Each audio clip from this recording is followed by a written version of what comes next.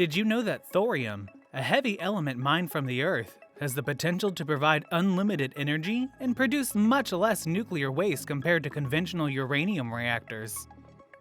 In today's video, we'll discuss a kind of atomic power that was first examined during the 1950s and afterward was basically abandoned: thorium. The father of the hydrogen bomb said that abandoning thorium was a mistake, as a nuclear reactor running on thorium instead of uranium fuel would give us enough energy for thousands of years, and yet today, it's nowhere to be seen. So what went wrong? And with several companies speculating, is thorium poised to make a comeback? We should dig somewhat more profound and figure out what's truly happening.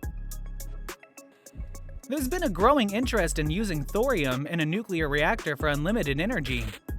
Like uranium, thorium is a weighty component mined from the Earth that can be utilized in nuclear reactors, similar to the ones we currently have today. Both are used in a controlled chain reaction that creates heat and then spins a steam turbine and generator to make electricity.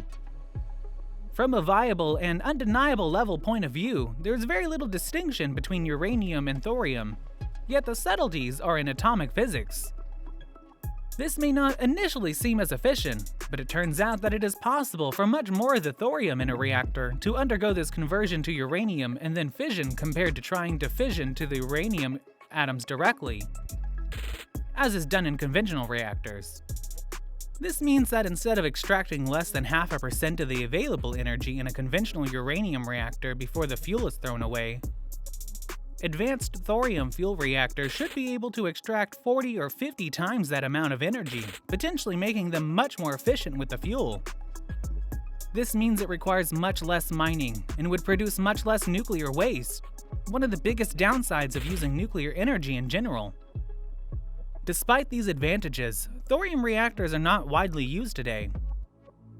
The molten salt reactor experiment at Oak Ridge National Laboratory operated from 1965 to 1969. It used molten salt, or liquid fuel with mixtures of uranium and thorium, rather than the solid fuels of conventional nuclear plants. The liquid fuel was pumped through the reactor, where it generated large amounts of useful heat. The experiment demonstrated that thorium could be used as a viable fuel, and Glenn Seaborg, the scientist who discovered plutonium and the chairman of the U.S. Atomic Energy Commission at the time, called it a success. Yet just a few years later, in 1973, the Atomic Energy Commission largely suspended funding for thorium reactors in favor of other designs that showed more promise at the time.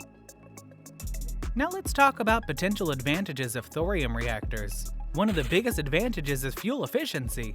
As mentioned earlier, compared to conventional uranium reactors, advanced thorium fuel reactors should be able to extract 40 or 50 times the amount of energy, making them potentially much more efficient with the fuel. This means it requires much less mining and would produce much less nuclear waste, one of the biggest downsides of using nuclear energy in general. Another advantage is safety. As indicated by certain specialists, thorium reactors could be more secure than customary uranium reactors in view of the manner in which they work. Thorium reactors are designed to operate at atmospheric pressures, unlike conventional uranium reactors, which require high pressure and heat. This makes thorium reactors inherently safer because they have fewer potential points of failure. Additionally, because thorium reactors produce less nuclear waste, they're less likely to cause accidents or spills. Finally, thorium reactors could help address the issue of nuclear proliferation. Unlike uranium reactors which produce plutonium, thorium reactors produce no weapons-grade materials. This truly intends that assuming thorium reactors were to become widespread, it could assist with diminishing the gamble of atomic weapons multiplication. All in all, what is the present status of thorium reactor development? Well, despite the potential advantages of thorium reactors, progress has been slow. One justification for this is that there are still specialized provokes that should be survived.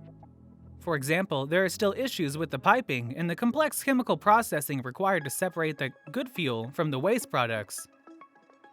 Additionally, because thorium reactors are still relatively new, there is not as much knowledge, training, experience, and infrastructure for fueling components, making them more vulnerable to surprises. However, there are still several companies and government research projects that are investing in thorium reactor technology. For example, China has already started up its liquid-fueled thorium molten salt reactor, and India has been working on thorium reactors for decades. Several companies, such as Flybe Energy, Forcon, and Copenhagen Atomics, are also working on thorium reactor designs. Thorium reactors offer the potential to be an unrivaled competitive edge for the atomic industry.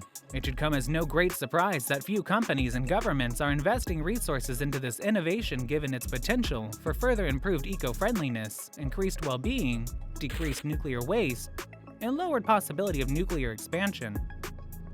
The anticipated benefits of thorium reactors make it undeniably worthwhile to take another look at them, despite the fact that there are still certain specialized steps that ought to be withstood. Thorium reactors can possibly change the atomic business by giving protected, proficient, and practical energy. While technical challenges and lack of infrastructure have slowed their development, there are still several ongoing projects that aim to bring this technology to fruition. With the potential benefits of thorium reactors, it is worth exploring this innovation further to create a better, more sustainable future for our planet.